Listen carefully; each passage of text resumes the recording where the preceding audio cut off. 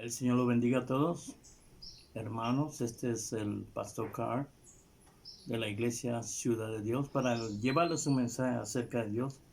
Yo espero que en esta cuarentena estemos disfrutando de cosas con la familia y afirmándonos en la palabra de Dios.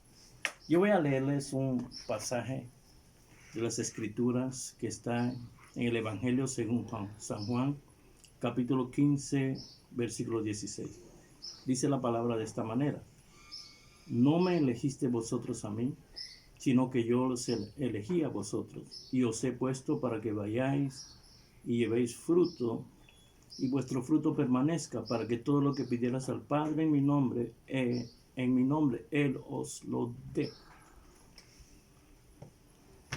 Yo quiero hablar entonces, el título de este mensaje es Una vida de frutos.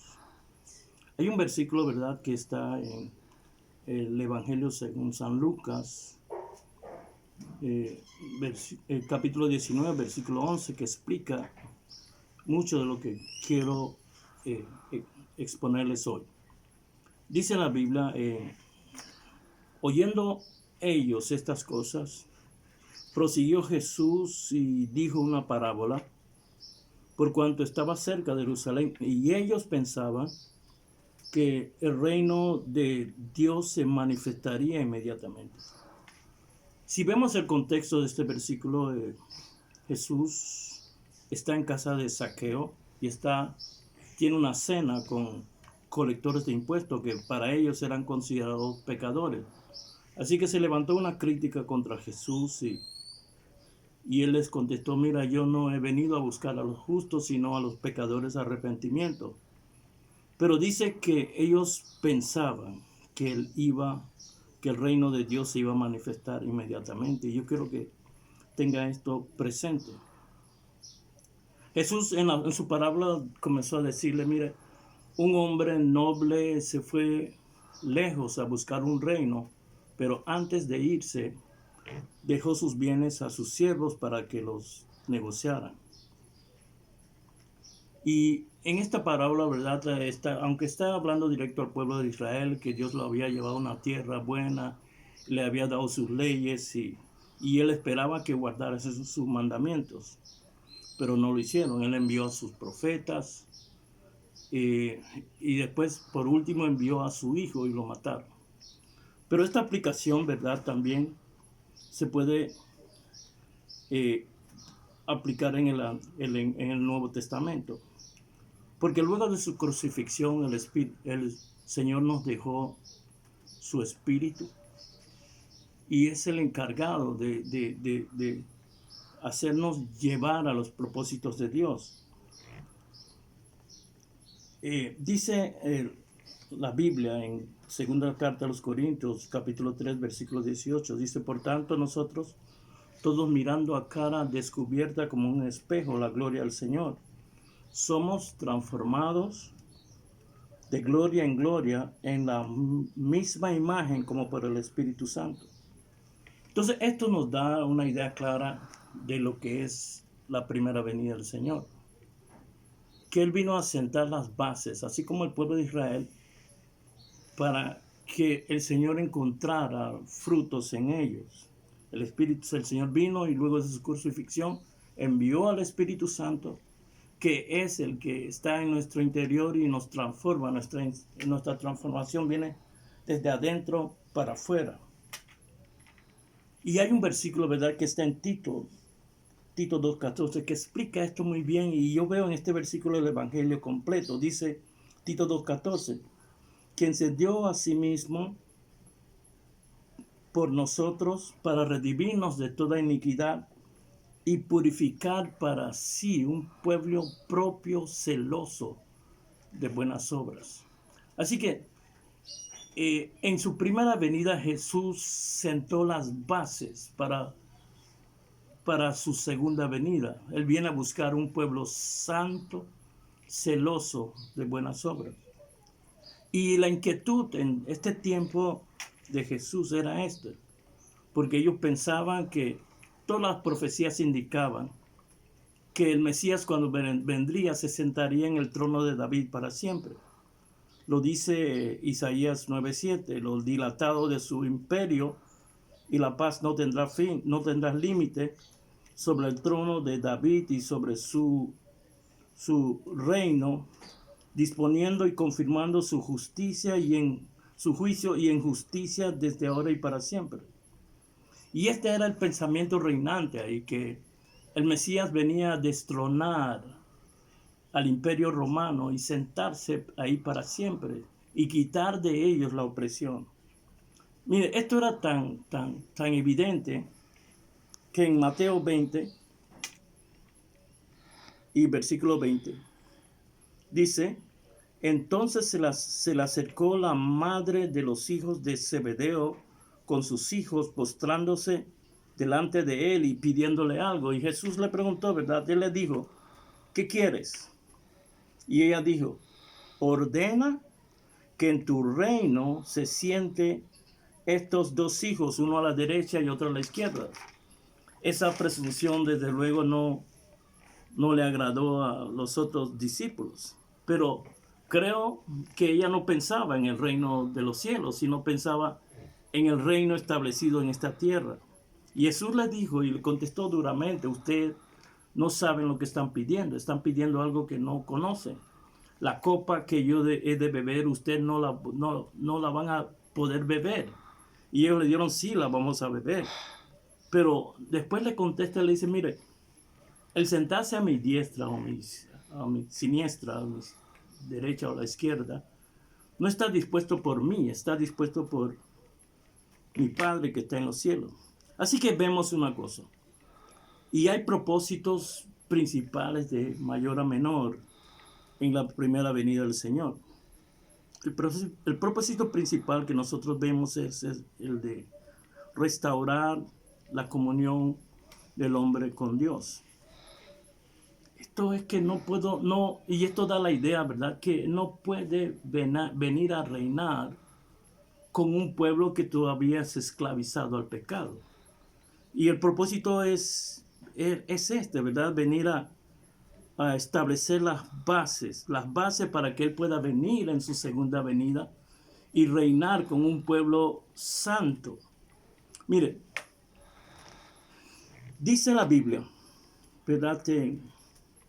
En 2 Corintios 5:21, al que no conoció pecado, por nosotros lo hizo pecado, para que nosotros fuésemos justicia de Dios en él. Piense esto. El Señor no vino a hacernos buenos, sino justos delante de Dios. Y de ahí en adelante es que debe comenzar una transformación en nosotros, llevado a cabo por el Espíritu Santo. Dice la Biblia en Romanos 12:2 que no os conforméis a este siglo, sino que transformaos por medio de la renovación de vuestro entendimiento, para que comprobéis cuál sea la buena voluntad de Dios, agradable y perfecta. ¿Qué quiere decir esto? Quiere decir que nuestro entendimiento de las Escrituras debe cambiar, para así cambiar nuestras acciones. Si una persona todavía está viviendo atraído por las cosas de este mundo o practicando las cosas de este mundo, es una persona que no ha renovado sus pensamientos. Entonces significa que todos estamos justificados delante de Dios, y justificados delante de Dios es como si no hubiésemos pecado delante de Él. Puedo ver también que el segundo propósito es darse a conocer. Darse a conocer. La imagen que mucha gente tiene de Dios debe cambiar al ver cómo anduvo Jesús en la tierra. En Juan 14:7 dice, si me conocieras a mí, también conocerías a mi Padre, y desde ahora le conoces porque la habéis visto. Algunos de los discípulos reaccionaron y le dice que Felipe le dijo, Señor, mira, muéstranos al Padre. Y el Señor le dice, mira, tanto tiempo que hace que estoy con ustedes y no me has conocido, Felipe. Mire, mucha gente piensa que Dios es un viejo barbón que está sentado solamente esperando que nosotros hagamos una falta para castigarnos.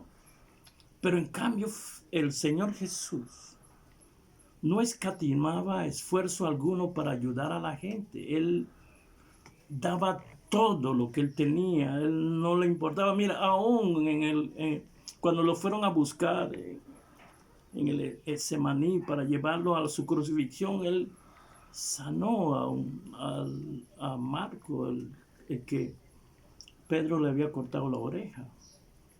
Así que ese es el propósito de Dios con nosotros. Dios quiere vernos bien, quiere vernos sanos, prósperos, nos quiere ver bien a todos. Pero cuando uno no quiere conocer a alguien, no lo conoce. Cuando uno quiere aceptar lo que Dios dice, no los conoce.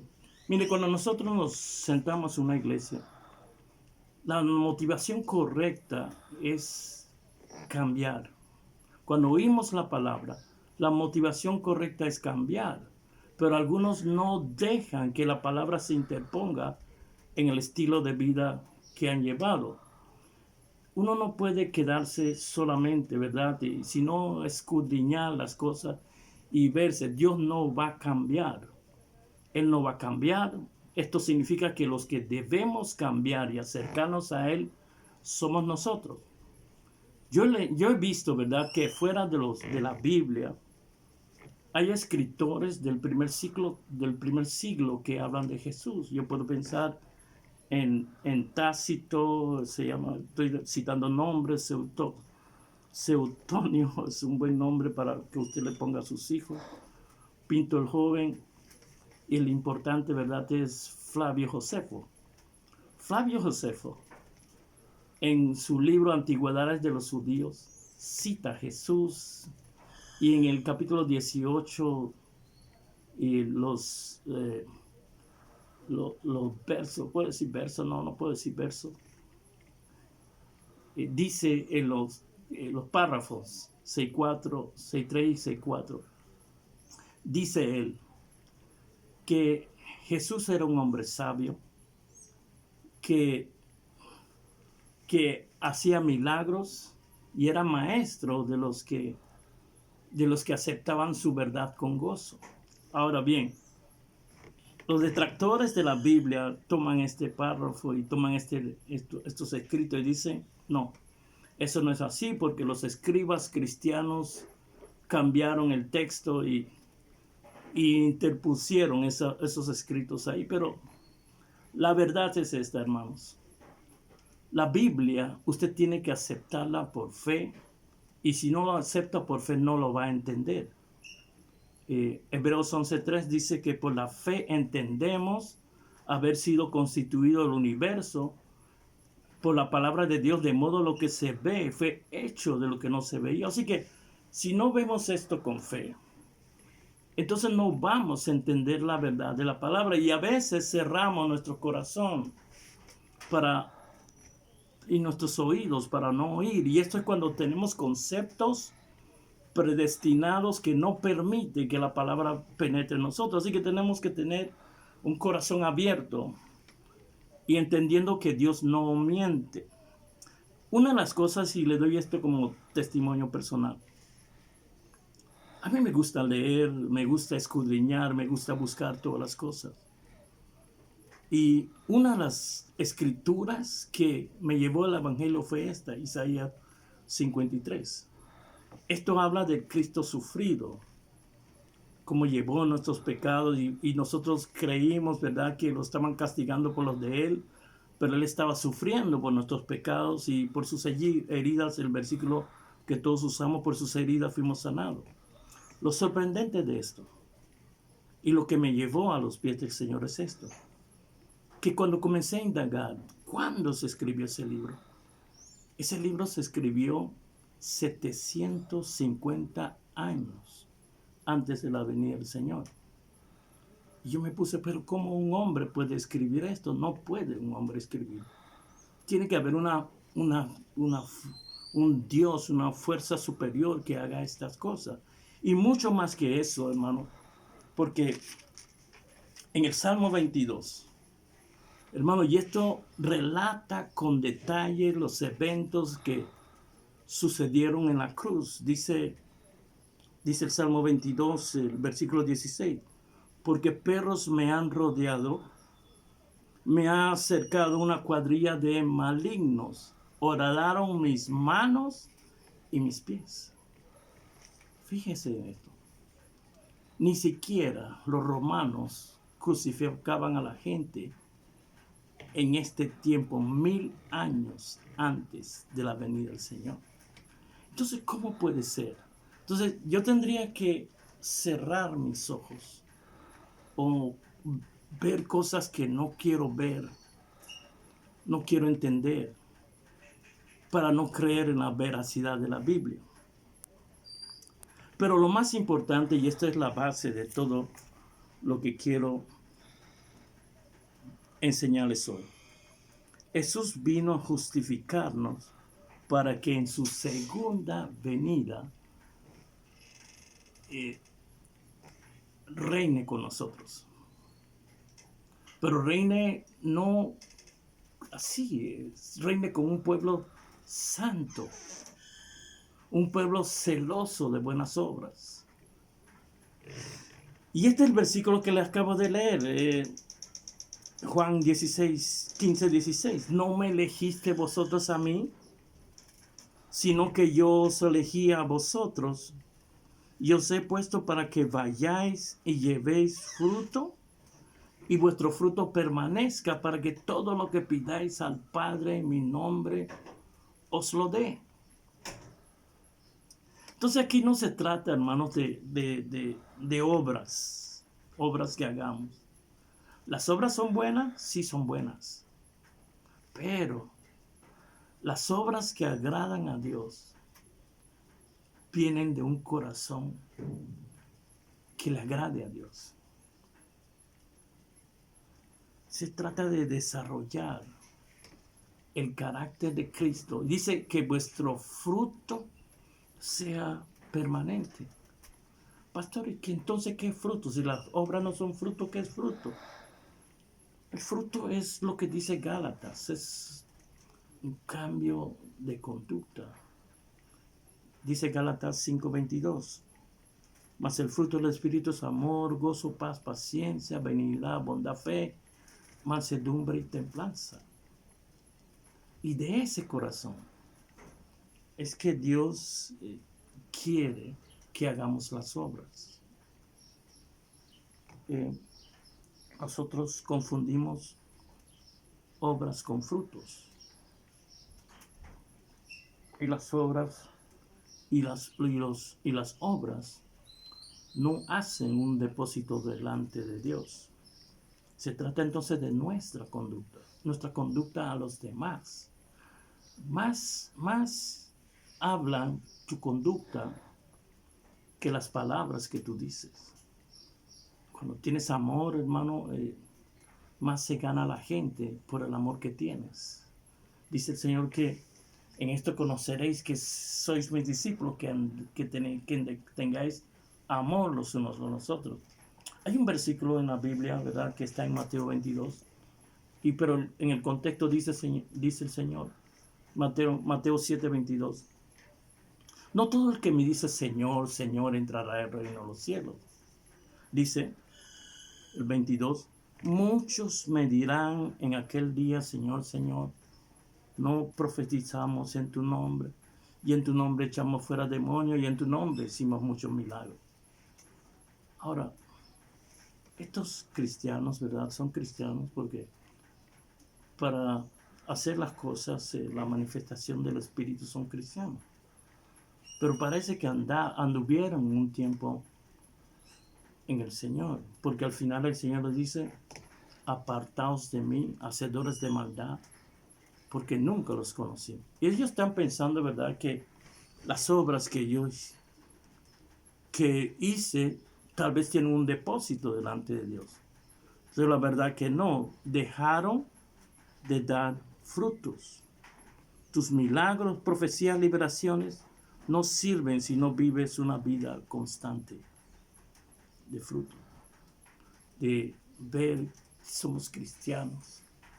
La gente nos conoce por lo que hacemos, más que por lo que decimos.